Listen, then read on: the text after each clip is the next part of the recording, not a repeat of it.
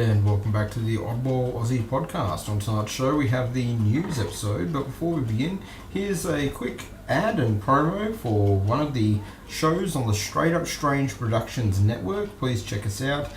We've got a lot of different shows on our network, so check them all out when you can.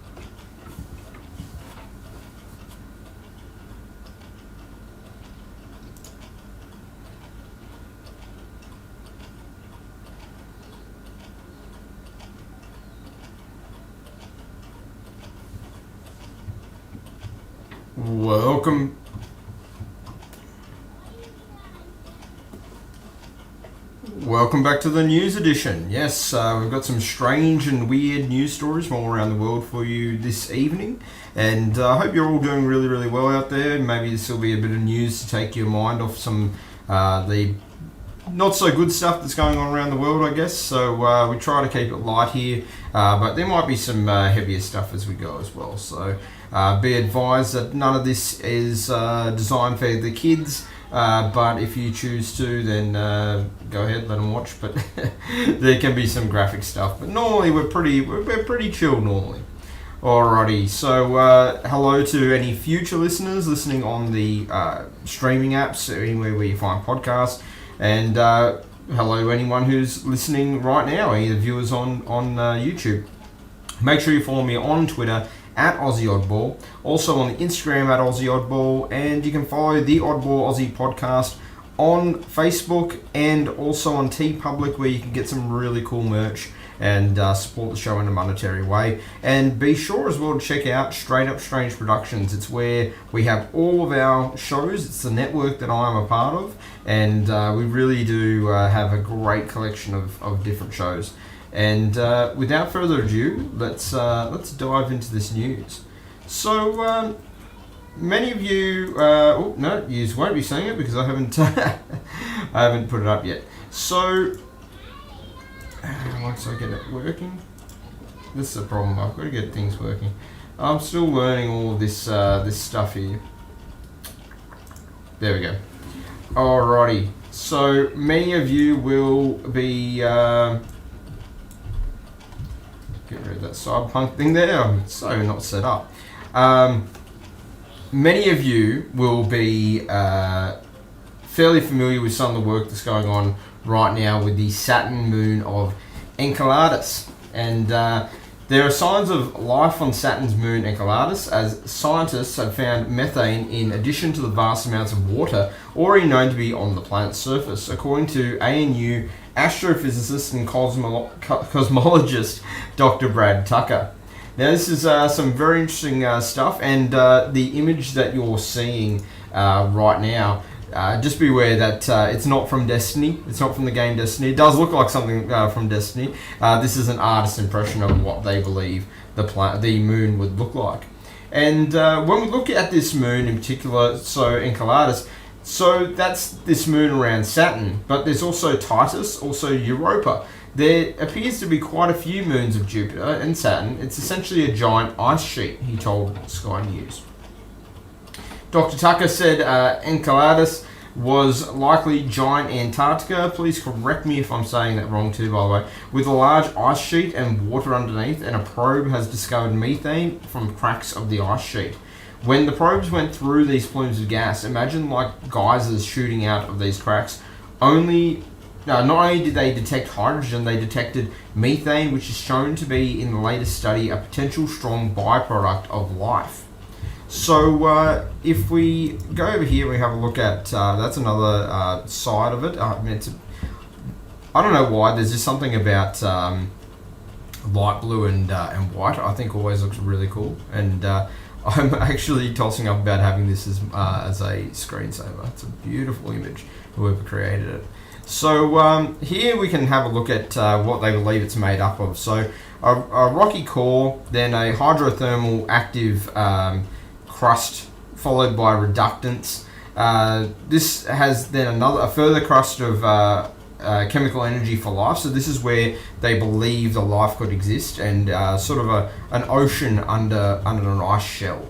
Then above that we have the H2O and oxidants, and this is where we find the ice shell. And those plumes that they're doing in the artwork, they would be the plumes of the hydrothermal activity coming through with the chemical energy.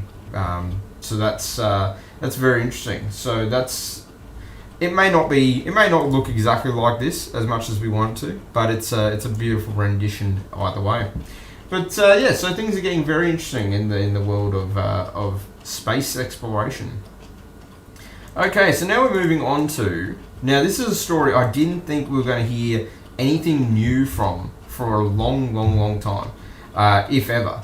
And this is the story of the Pascagoula alien abductions. Now we're going to do a whole show on Pascagoula and the abductions there, and it's definitely one for the history books. But this report has been updated a bit. So if I bring up, many of you would remember the Pascagoula alien abduction. This is the picture that was drawn by Calvin Parker and Charles Hickson. Well, this is what they described. And Calvin Parker in 2019 wrote a book as well. So Calvin's obviously one of the people who, oh wow, I just got an update saying I just went live.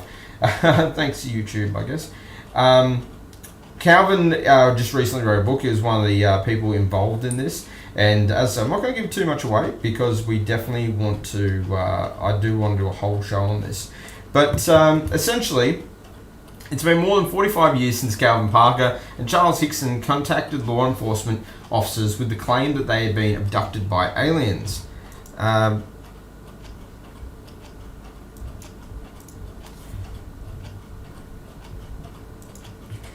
Sorry, I just had a bit of a glitch here.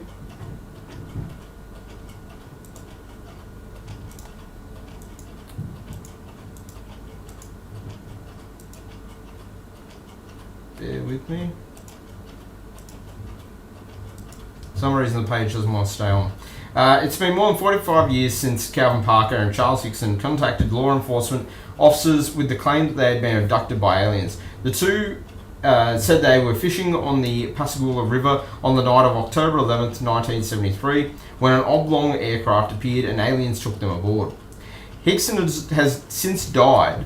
Parker, after years of silence, wrote a book in 2018, 18, I thought it was 19, about the encounter, and the story made headlines again.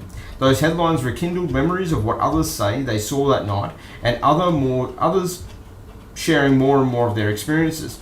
Joey Nelson of Mobile was 25 at the time and travelled to make money playing pool. He said he and two friends were driving on US 90, which is actually wrong, I believe.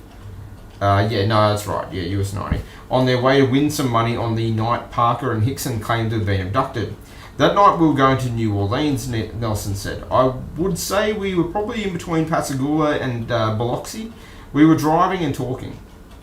Nelson was in front passenger seat, and when he looked ahead, he saw something he had never seen before. A big orb of white light up in the air, Nelson said. We saw that and nobody could say anything. Nobody could move. Nelson said the three were travelling at about 75 miles an hour, and when something came out of the sky and hovered in front of them. After a while, a small ball of light came down right next to me, Nelson said. It was about the size of a beach ball, I'd say. I don't know how far away it was, but it seemed like it was at the windshield. Wasn't there, I could have touched it, he believes. It started flashing and clicking and flashing and clicking. We could audibly hear it. I know it sounds crazy, but it seemed like they were taking pictures. It seemed like it was in front of me 10 minutes or so. I don't know. We were just mesmerised, and then it streaked away.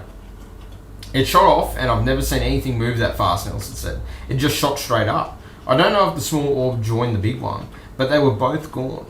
Nelson said none of the three knew what the larger orb was doing during that time because they were so focused on the smaller orb. When it left, Nelson said the three felt like they came out of a trance. It was like we woke up, Nelson said. We couldn't move or gain our thoughts until it was gone. The following day, Nelson saw the news of Parker and Hickson's encounter and said it was confirmation of what he had seen. But he let 45 years pass, is only talking about it after reading recent articles about Parker.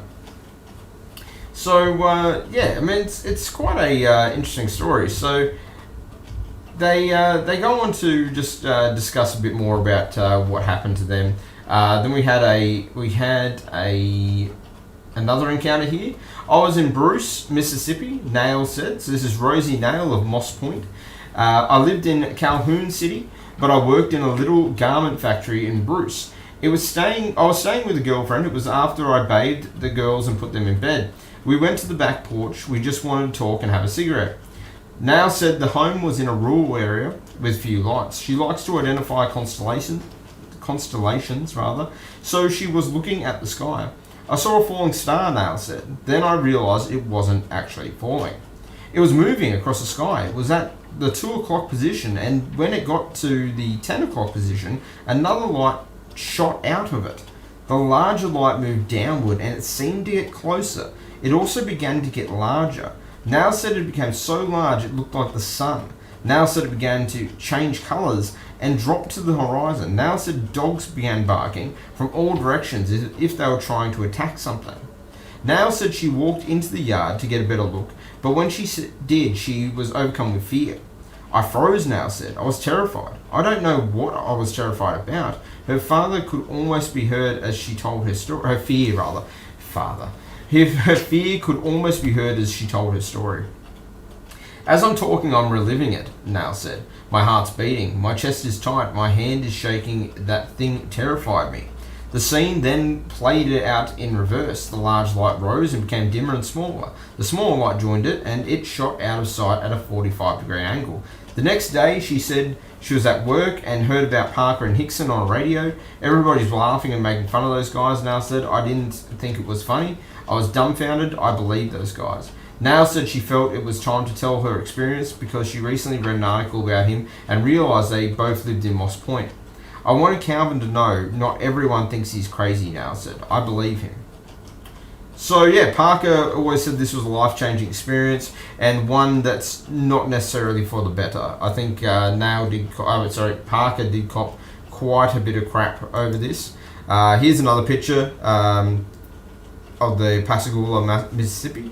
And this is a bit more of a refined rendition.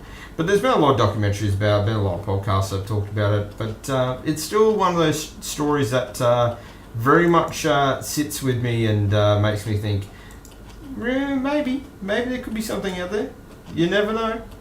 And so let's move on to our next article. Alright, so you all know how much I like the weird animal and plant stories. I do like my biology and my botany. So here is one for you all. Not that one. This is the tiny cow. Is believed to be the shortest in the world at just 10 inches tall. So, despite nationwide transport restrictions amid record highs of COVID infections, thousands have flocked into rickshaws to see this miniature bovine. This is, it's perfectly formed almost. 23-month-old Rani, a Bhutanese cow that suffers from dwarfism, has become an unlikely celebrity overnight. Despite nationwide transport restrictions amid record highs of COVID infections, yet thousands have travelled to see him. Owner M.A. Hassan Halada believes the cow is likely to be the world's shortest bovine. The current world record belongs to a Vetcher cow named Manikyam from the Indian state of Kerala, which measures 61.1 centimetres, 24.1 inches from the hoof to the withers. Rani is a Bhutanese cow breed from the same subspecies as Manikyam. Bostaurus indicus, also known as zebu, is native to the Indian subcontinent and known for its humped shoulders and droopy ears. Speaking about the animal's overnight popularity, the farmer manager said, "We did not expect such huge interest. We did not think people would leave their homes because of the worsening virus situation, but they have come here in droves." Islam said he had told the farm to restrict tourist influx. "I told them they should not be allowed so many people to crowd the farm. They may carry diseases here that threaten Rani's health," he said. Hallander reported on 7th of July that over 15,000 people had come to see Rani in the past 3 days alone, after local newspapers and television channels reported it. Now, that's not to say they all got in, though. Just remember that. They might have gone to see him, but I don't know if they all got in. Most visitors came to take selfies with the diminutive cow, leading Hallader to admit, "Honestly speaking, we are tired." But the owner has submitted Rani for consideration to Guinness Book of World Records adjudicators, as he believes the cow to be the shortest in the world. Guinness World Records have reportedly promised a decision within 90 days. So, that's a pretty cool little story. Pretty interesting little cow there. And, wouldn't you want to own one? Like, I love dogs, but having a little mini cow around the house, I could deal with that. I'm down for that. Alrighty, so now onto something a little bit creepier. Yes, that's definitely a tooth in a bottle, but why is the tooth in the bottle, and who is this guy? A father of three exploring his local woods recently discovered an old artifact that he probably won't be displaying in his home. Instead, he says he's worried he may have stumbled upon an old curse. Chris Langston found a pile of broken dishes in the woods near his home in England and decided to inspect it. Southwest News Services reports he then found a bottle underneath which contained a human tooth, hair, and a yellowish liquid that appeared to be urine. Now, any listeners of the Oddball Aussie podcast may be able to think back to an episode we did that was all about a little thing called witch bottles and cursed vessels. And this is one of those. Langston described the find to SWNS, saying the top layer seemed to be from around 1900 to 1910, and there were some commemorative cups and things broken on the surface. On the latest visit, I found a blue poison bottle and a broken doll's head, which was creepy in itself, which dates to 1900. He continued, and then I was digging away, and this bottle came out, and I thought, what's that inside? And a tooth slid up the bottle. I had my camera in my hand. In the video you can see me shaking as I just wanted to put it down. When he began to research the item, however, he discovered that it may have a creepy history. Yes, it probably does. So I did a bit of research online, discovered it was a witch bottle, and was later confirmed it could date back to 1860, he said. Items like this were apparently used to ward off evil spells and curses. Upon learning this, Langston decided that it wasn't worth keeping the unusual find. I went back the following day and placed it in an undisturbed part near the area where I found it and buried it slightly just to avoid any bad juju. He said, the most bizarre thing is that I've never believed in anything like this, but I'm not willing to take the risk. So I've suddenly become all superstitious within a shovelful. I did get a bit creeped out by it all. Now, witch bottles aren't necessarily a curse and aren't necessarily a nasty thing. A lot of times people make these as a ward, as a protection spell. What other things when we did the show, we researched so many of these. And, there's some people who have them for friendship, for happiness. A tooth inside urine is a fair hike, though. I mean, that's a bit of a strange one for sure. The really interesting thing about the witchbowl, though, is most modern practitioners of witchcraft, from what they've told me and from what I've studied, don't use the urine so much anymore. Thank God, I guess, for anyone finding old bottles around old houses. But they do use, they might use oils, or they might use other spirits like alcohol and stuff like that, or they might just use water. A lot of time they use flowers and herbs, sand. They sort of, they call it like keeping their hands busy, and they just like throw bits and pieces of anything in that makes them feel like it's going to work. But yeah, I don't know though how the urine would still stay in it after 150 years. That's a bit, I don't know. That's a bit of a stretch for me, but it's interesting nonetheless. And I guess this guy's just trying to escape this curse, maybe? Alrighty, so now this is where we talk about something a little bit different. This is a very interesting one, and I hope you all can hear this. This is a prototype flying car that travelled between Slovakian cities. And this is all real. This isn't a computer animated anything. This is a real test. So definitely check this out. Just jump ahead. This is a aviated car. So a car that can turn into a plane, and a plane that can turn into a car. It's interesting. It's actually, as I said, this is all real. It's really, really cool. So we won't stay on that too long because I don't know what the copyright rules are for that. Yeah, so here's the part that I want to jump to. This is how it folds its wings up and folds them back out. So this is such an innovative approach to it. I absolutely love what they've done here with this. Just turn that down a bit. Look at that. Now that does not look out of place compared to a lot of other tourer cars that we see. A lot of other of the European GT cars and stuff like that. This is, I mean, this wouldn't look out of place at a Le Mans when you think about it. But it's such an interesting build, and something that has gone from being science fiction to science fact. I mean, these can exist now. It doesn't say though how much, but they said it got up to 118 miles per hour. But yeah, they're not saying how much it's worth though. I'm guessing it's going to be quite a pretty penny though. But yeah, very interesting little video there. And the next little video we're going to have a quick look at is, now this is what I want to sort of talk about. I love my my animal stories and stuff, but why are we seeing so many animals starting to come to towns and communities, starting to come into normal areas where people live? This is something that's very interesting to me. I've been finding that this more and more often, that we're seeing these wild animals coming into local areas and being, I don't know, they're not being violent, I wouldn't say, but smashing through cafe windows, smashing through shop windows. Could it be something to do with global warming? Could it be something to do with a change in their habitats?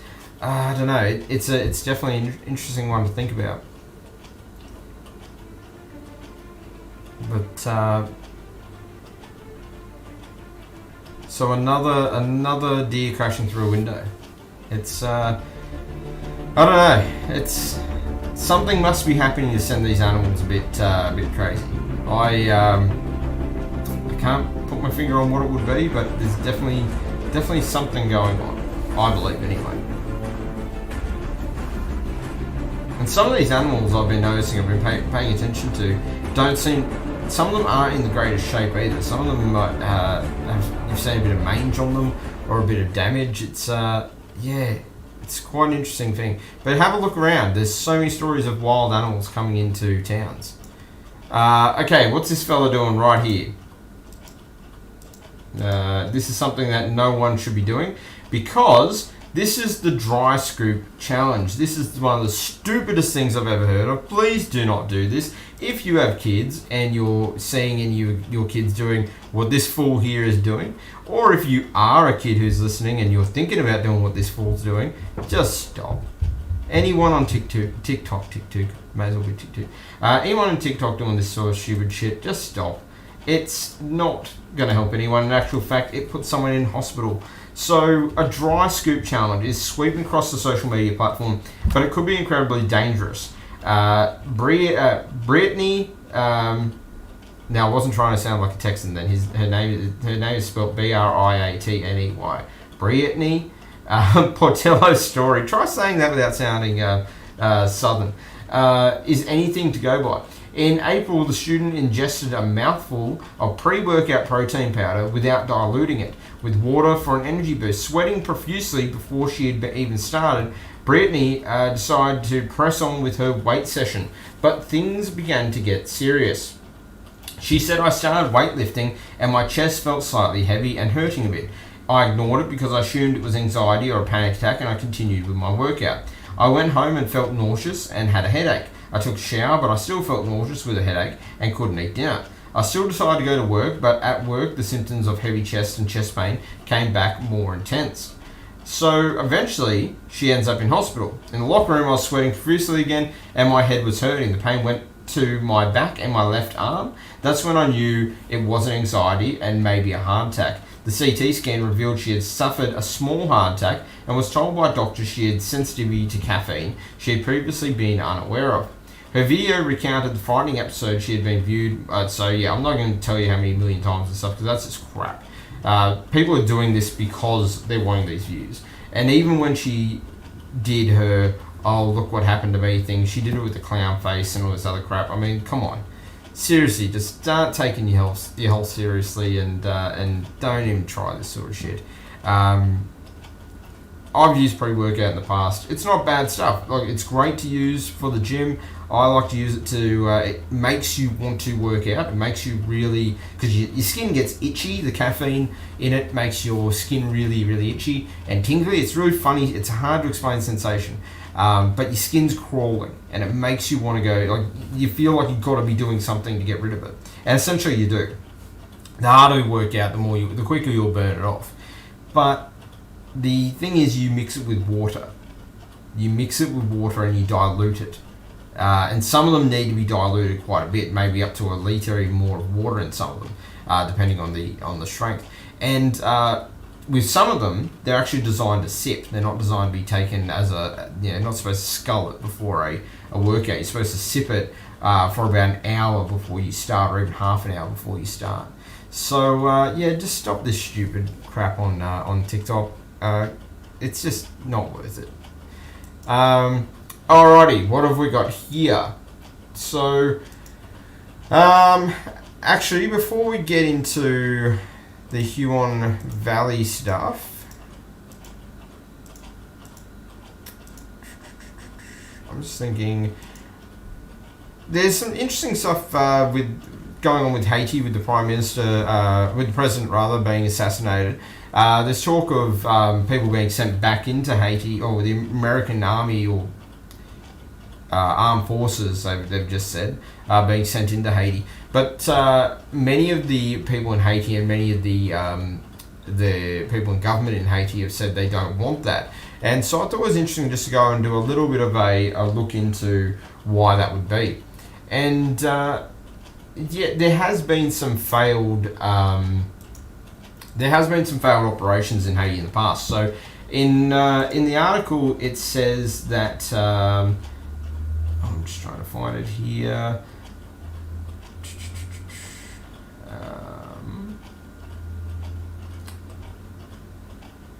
So we're opposed to yet another US military intervention. We've been there before. It didn't work quite well. Gary Pierre says, after Haitian police arrest more than 20 suspects in connection to the assassination. Now, what he means by that, there could be multiple ones he's talking about. The most recent being the Operation Uphold Democracy in 95. It was a military intervention designed to remove the military regime installed by the 1991 Haitian coup d'etat that overthrew the elected president Jean-Bertrand Aristide. The operation was effectively authorized by 31st July 94, United Nations Security Council Resolution 940.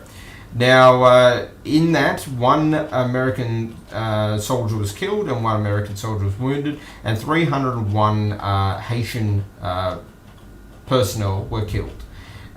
So it didn't go exactly how the Haitians had planned it, and it didn't end in a very peaceful resolution.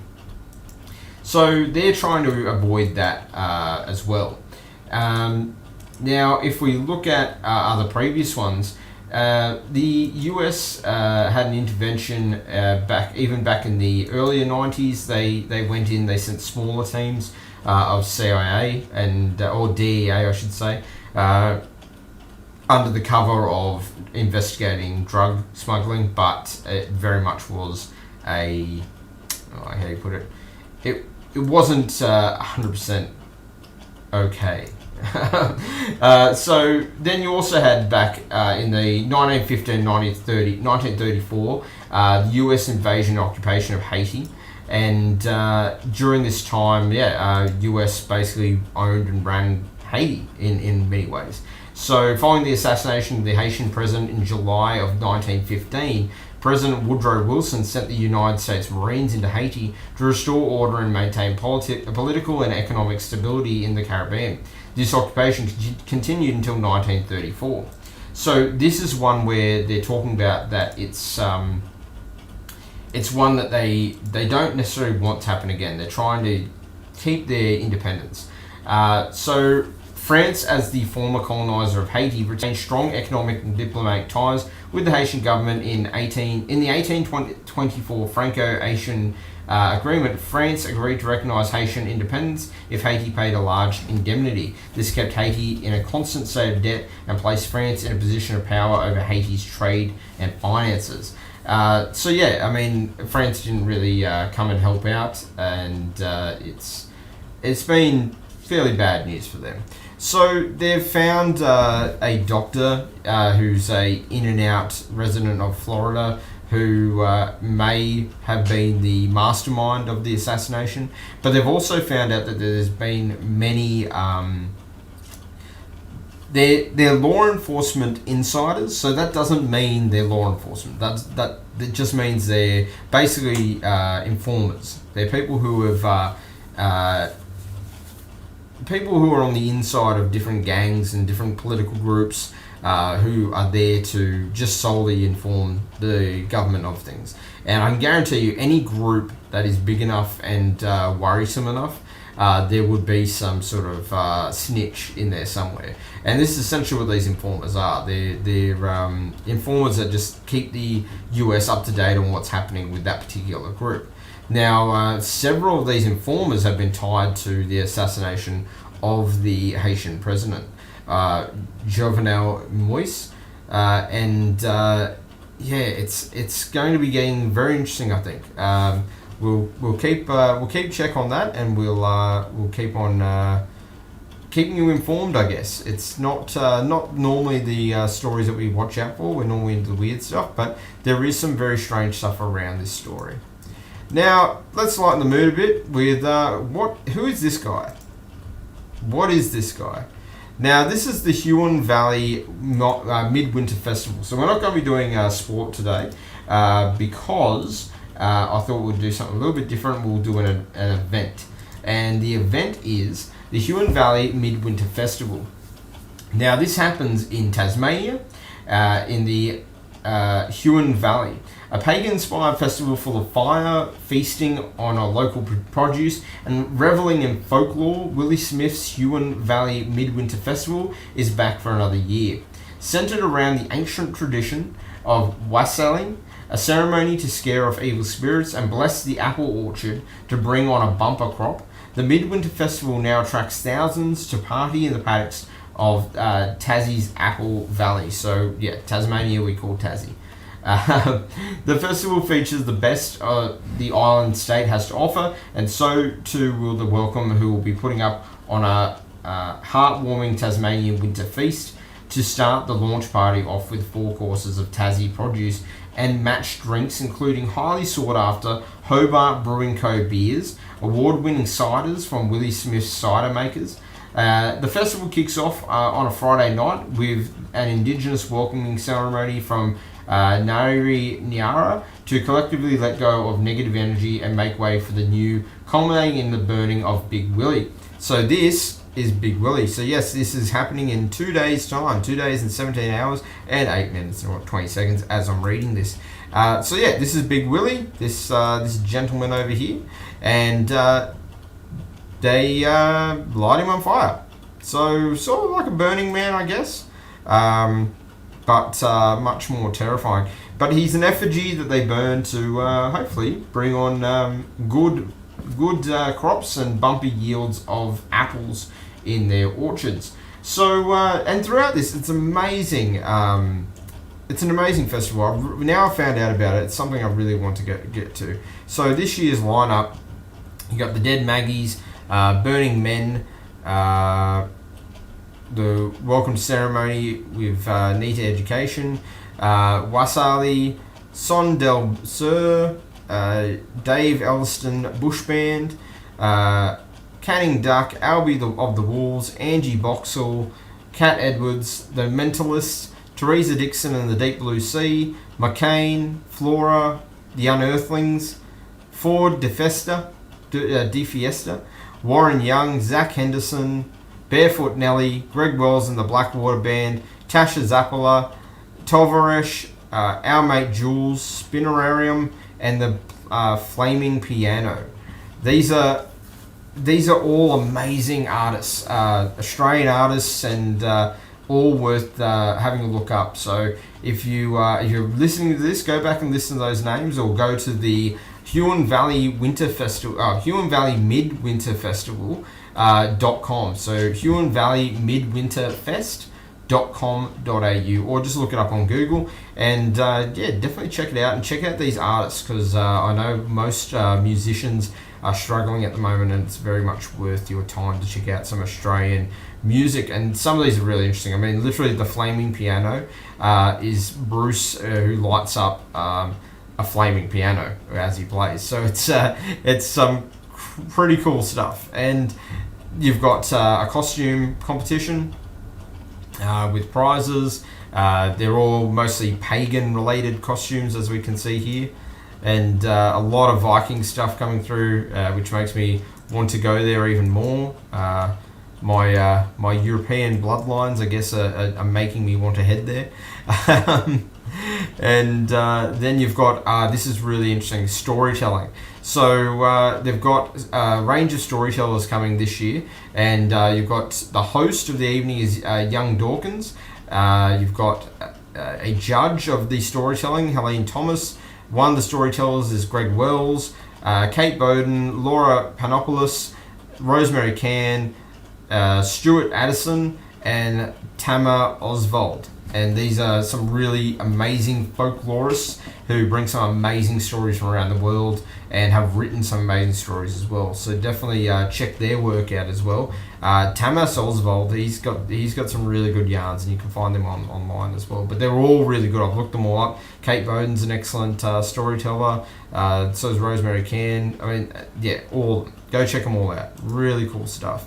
And yeah. So obviously you can't travel to see it, many of you, but we can at least go and check out the artists and support them in other ways. And I'll see if I can get some video or some footage of Big Willie getting lit on fire sometime when it happens. Alrighty, so does that about do it? No, I'm sure I've got one more here. Yes.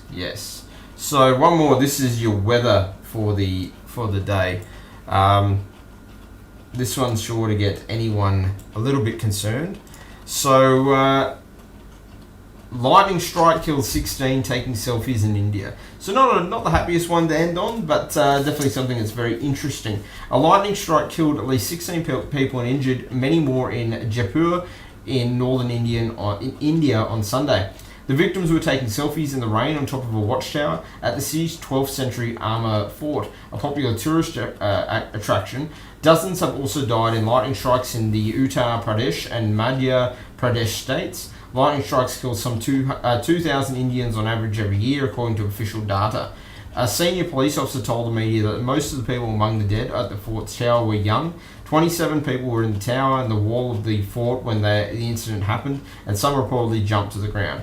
Sunday alone saw 9 more deaths from lightning strikes reported across Rajasthan state, where Jaipur is located. According to the local media reports, at least 41 people, mostly women and children, were reportedly killed in the Uttar Pradesh state. The highest toll of 14 was recorded in the city of Allahabad, also known as Prayagraj. 2 men were taking shelter under a tree, died on the spot after they were struck by lightning in Firozabad city. The remaining deaths occurred in several districts across the state.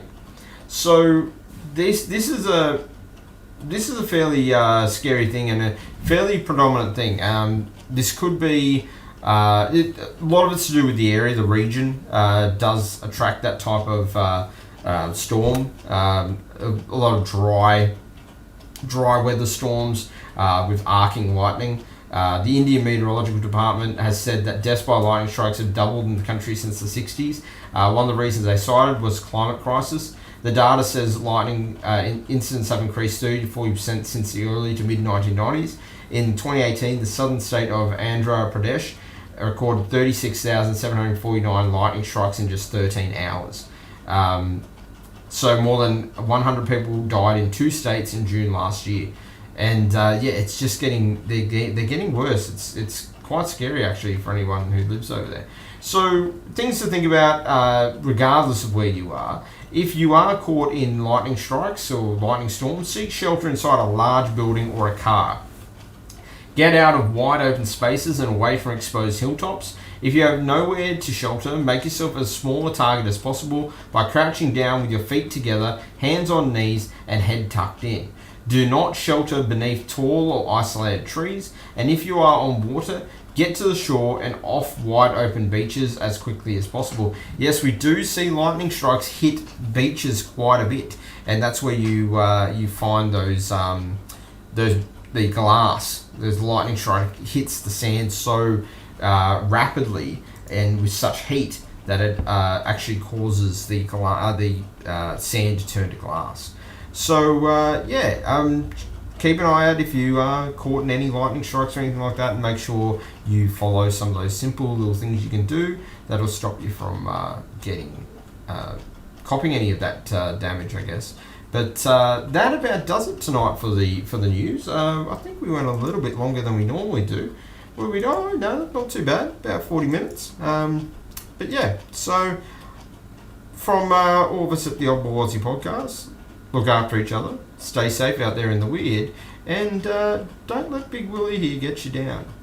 We'll set him on fire in a couple of days, so let's keep an eye on that. We'll watch Big Willie burn together. It sounds terrible, but it's for the apple crops. We can't do it. We can't get good apples if we don't burn Big Willie. So I'll talk to you all very, very soon, and bye.